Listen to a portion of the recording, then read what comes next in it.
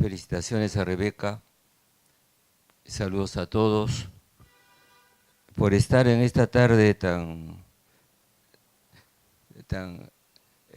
hermosa, porque me da la ocasión de volver a estar con Fernando y con los amigos que lo conocieron. Entonces, no es melancolía, sino conciencia de la presencia de aquellos que hemos conocido. Voy a plantear tres maneras de acercarnos a lo que se ha escuchado, que es magnífico por otra parte, ¿no? Y lo voy a retomar de otra manera. La primera, en primer lugar, ¿cómo nos conocimos?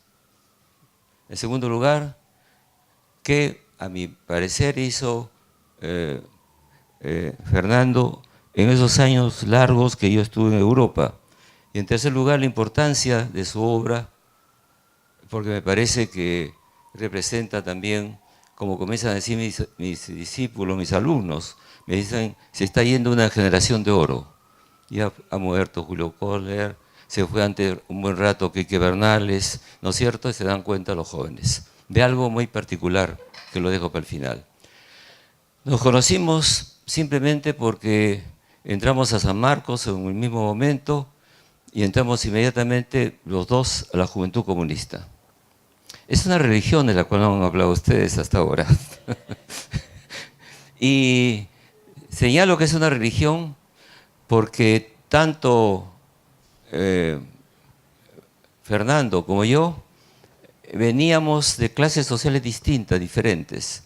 Yo había hecho mis estudios en el Melitón Carvajal, era un muchacho plebeyo que había crecido en Lince, y él venía de la Inmaculada, y se hizo comunista, lo cual quiere decir simplemente un acto de sacrificio, de entrega, porque no tenía por qué luchar por la libertad de los pobres, sino al contrario, y sin embargo lo hizo por una simple razón.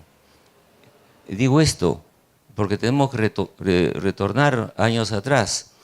La política peruana está bañada o por dictaduras o por el aprismo, de manera que no tenemos ninguna posibilidad de llegar al poder y hacer algún cambio.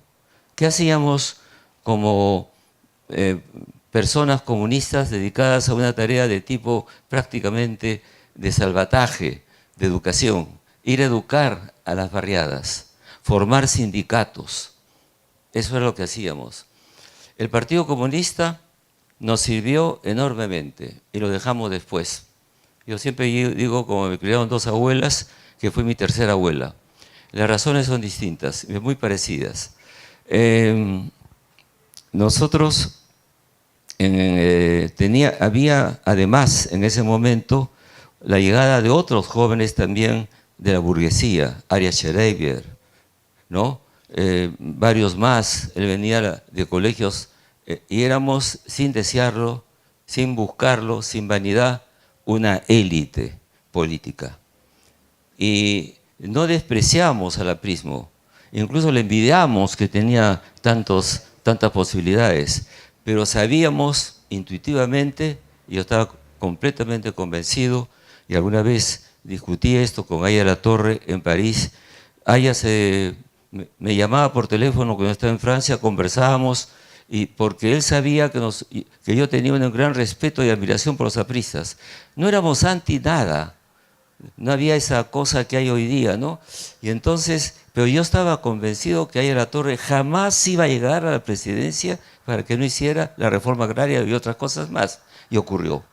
Y entonces esta especie de comportamiento franciscano que teníamos nos obligaba también a una moral. Estaba prohibido las drogas, ser borrachos, portarse mal. Y éramos una suerte de puritanos lúdicos, porque al mismo tiempo probablemente no éramos muy marxistas, porque el marxismo peruano comenzó con Mariátegui, y Mariátegui citaba a Nietzsche, lo cual prueba que no era pues de los ortodoxos. Entonces nosotros teníamos un asombro. Debo contarlo ahora, Fernando tenía una preocupación con mi persona. Él vivía en el Paseo Colón, en la hermosa casa que tenía su padre, pues tenía dinero, hacía cosas muy interesantes y trabajos de orden artístico. Y yo vivía muy cerca, en la calle Hualcuski, que está cerca de una iglesia, un callejón. En un callejón, sí, porque me había peleado con mi padre, que quería que entrara a la escuela militar, no me dio la gana, entré a San Marcos, no me ayudó nada, mi madre no podía ayudarme y entonces trabajaba. Trabajaba de obrero en una fábrica. Y venía a clases en la mañana, si estaba muerto de cansancio, trabajaba en la noche. Y Fernando hizo lo siguiente. Nunca lo conté. Creo que ni siquiera Claire, mi mujer que está acá. Estableció que en su casa la cocinera tenía un plato de comida para mí en la noche. Si la luz estaba prendida, me estaba esperando para conversar. Pero si la luz estaba apagada, que decía que solamente la cena y que él estaba en otra parte o no estaba. Y entonces, francamente, me salvó en el tema de salud hasta que comenzaron a darme becas para poder ir. Era buen estudiante, los profesores se preocuparon. Y ir a comer al restaurante universitario que queda en San Fernando, que le llamamos La Muerte Lenta.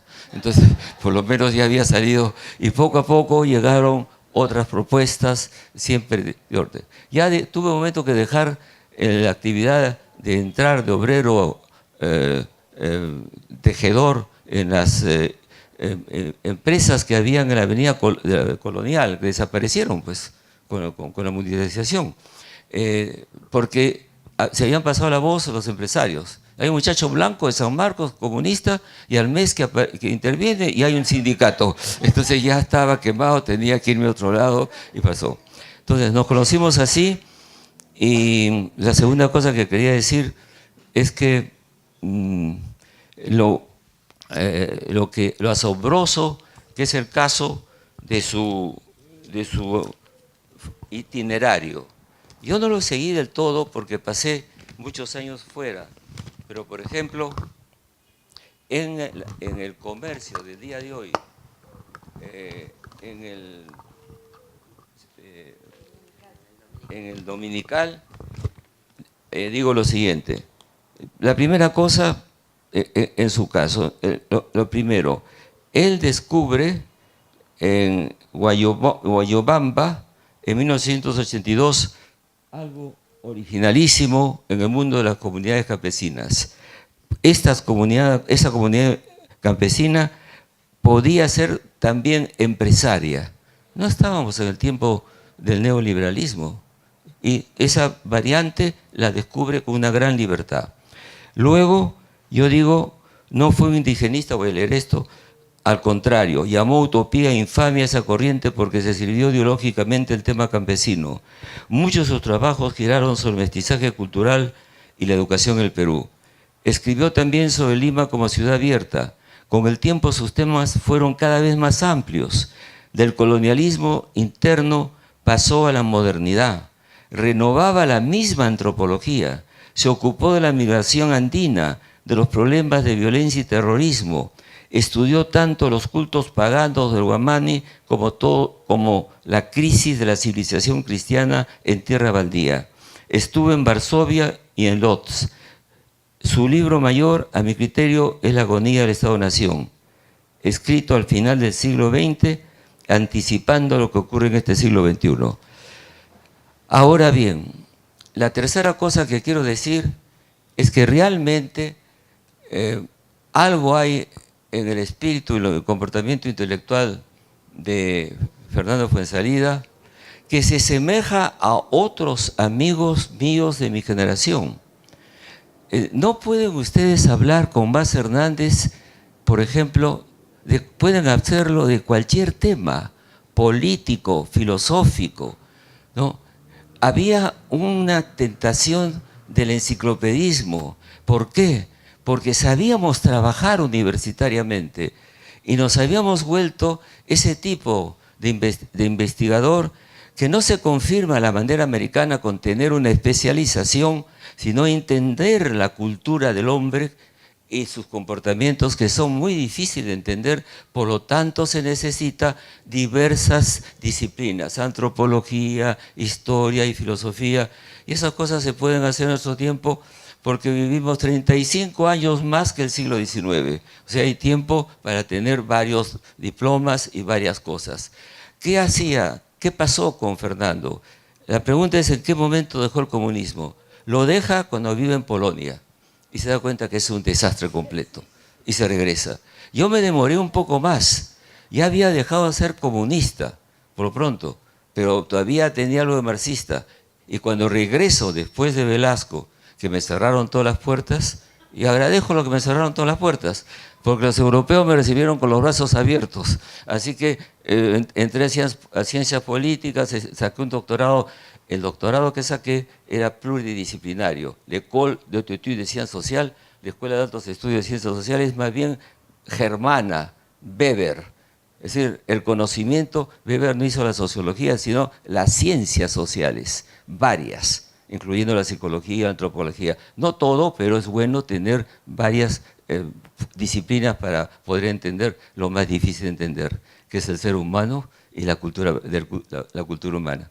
Y entonces, ahí en ese momento, con la misma pasión que tuvimos, con esa misma fe por el conocimiento, nos dimos cuenta que el comunismo era otro mito. Era otro mito, y que más bien lo más poderoso era el saber y la disciplina que nos habían dado. Y habíamos seguido entonces estudiando para ver acaso aquello que más nos preocupa. Tierra Baldía es el gran libro de que entiende la crisis de la civilización cristiana. Eso es gravísimo. Yo no soy una persona que vaya a misa cada domingo, pero tengo valores cristianos, los que me educaron. Y los encuentro, esos valores míos, como una suerte de cristiano sin iglesia.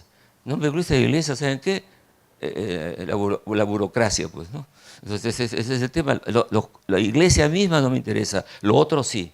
Entonces, todo aquello que acabas de decir, Ramón, con brillantez y con solidez, significa que acaso Fernando se estaba dando cuenta que se está formando otro tipo de religiosidad en el mundo, ¿no? Porque el ser humano no puede vivir sin tener una conciencia de la muerte, del mundo, y entonces esos libros de Fernando son libros que no solamente no han perdido tiempo, sino al revés, son inmensamente actuales. Hay una crisis de la Iglesia Católica en este momento. Hay un libro terrible que está circulando, y por desgracia es cierto, un conjunto de obispos que insisten en que tienen derecho a ser homosexuales, ¿por qué no? Pero quieren ser curas también. ¿En qué quedamos? ¿No? Entonces hay un tema religioso, ético, que está dando vueltas, porque eso tiene que marcar, ¿no?, la forma de la vida honesta del siglo XXI. Y entonces estos dos libros son impresionantes. Él se dio cuenta de la crisis del Estado-Nación, porque lo que ha llegado al mundo en este momento es un poder económico multinacional, apátrida, que detesta a las naciones y los estados. Y él se da cuenta que somos un estado débil y una nación que no ha terminado de fusionarse. Entonces, ¿cómo enfrentamos esa nueva oligarquía mundial que no tiene ningún reparo? Uno de estos días comprarán países, convertirán las naciones en empresas, y entonces perderemos identidad y libertad. Fernando es actual. Y lo que no es actual es que aparezcan jóvenes intelectuales que tengan la pasión que tuvimos y que tenemos por el conocimiento. Que para nosotros es lúdico, no nos fatiga. Yo sigo estudiando, sigo leyendo, sigo pensando que estoy incompleto. Y entonces en este momento hay que pensar que el saber es una manera religiosa de ver el mundo, porque hay una ética por dentro. Caso de Fernando, hay que mostrarlo como tal, que cuando se aprende en un momento dado de la vida, en la secundaria, la excelente enseñanza de la Inmaculada y la excelente enseñanza de las grandes unidades escolares que hasta el día de hoy no entiendo por qué desaparecieron. ¿no? Nos formaron estupendamente bien. Estupendamente bien. Yo entré directamente a San Marcos sin problemas. Cuando el doctor Porras me llamó, sabía que yo sabía escribir porque se lo había dicho Puccinelli. Teníamos cursos de literatura y de historia para poder razonar. Desaparecieron todo eso. Era tan buena esa escuela que parecía que había estudiado en una escuela suiza. Aprendí esgrima. ¿Quién aprende esgrima hoy día en un colegio? Entonces, y nos gustaba y nos gusta es un placer el conocimiento y la lectura. Entonces, se ha perdido ese deseo. Igual los poetas, Corcuera, César Calvo, eran cultos, y eso no les impedía también tener vida. Fernando, entonces, es la encarnación de ese hombre libre que después del comunismo se da cuenta que eso es un error, una mala interpretación de Marx. Hay que recomenzar, pero hay que estudiar lo que está viniendo y se adelanta a los tiempos. La verdad, ¿quién hablaba de mundialización en el año de la edición del libro de Fernando? Nada. Hoy día es un gran problema. Es un gran problema, ¿saben por qué? Porque es un dilema. Produce economía. Sí, aumenta el crecimiento económico y aumentan las brechas. Y no se encuentra una salida que equilibre el interés por lo social y el interés por la economía. No la encontramos. Ahí fracasan todos. Fracasan las izquierdas, fracasa todo el mundo. Entonces, este es un libro del siglo XXI que yo recomiendo, debo recomendarlo hasta el 2050, a ver qué va a pasar, no sabemos. Es el libro de actualidad. Esa es la verdad. Una crisis religiosa del cristianismo es vamos a volvernos un mundo pagano, un mundo de deseos y de orgías únicamente. Dionisio se está ganando la batalla. ¿Qué diría Fernando en esta situación? Que se adelantó, vio por delante. Y eso es un gran pensador, con una generosidad enorme.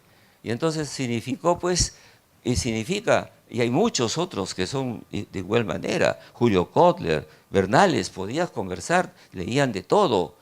Tenían una cosa que mucha gente se ha olvidado, una cosa que nos permite dar un salto al conocimiento: la escritura, el libro, no como un enemigo. No les han enseñado a las escuelas a muchos a leer un libro. Entonces, cuando a un peruano le presentan un libro, dice: ¡ah, qué horror! Así como Drácula le enseñaron la cruz, ¿no? Entonces, no, acá está el problema fundamental. El mundo se ha hecho más complejo, se necesita personas que tengan una capacidad de estudio en varias disciplinas, y en ese momento tenemos, pues, personas que no lo hacen por deseo de poder, sino por amor al otro, amor a la libertad, amor a y eso se llama el humanismo. Fernando lo encarnó todo el tiempo. Sus obras son para leer esta noche y dentro de 20 años, porque el tema de la nación y el Estado y su acomodamiento en la mundialización no está resuelto para nada. Y entonces entramos en un mundo, pero entramos con un mundo con alguien extremadamente lúcido. El marxismo no lo volvió un tonto, se salvó de todo. Pero no se volvió un liberal, ni un reaccionario, ni un conservador. No, buscó qué era lo que pasaba en la sociedad, qué cosas están pasando. Y de ahí construyó, y se están olvidando que las religiones existen siempre. Y se renuevan, se modifican, se enfrentan, cambian, fusionan. Entonces, eso es una elección del maestro, aunque no esté, está aquí. Muchas gracias.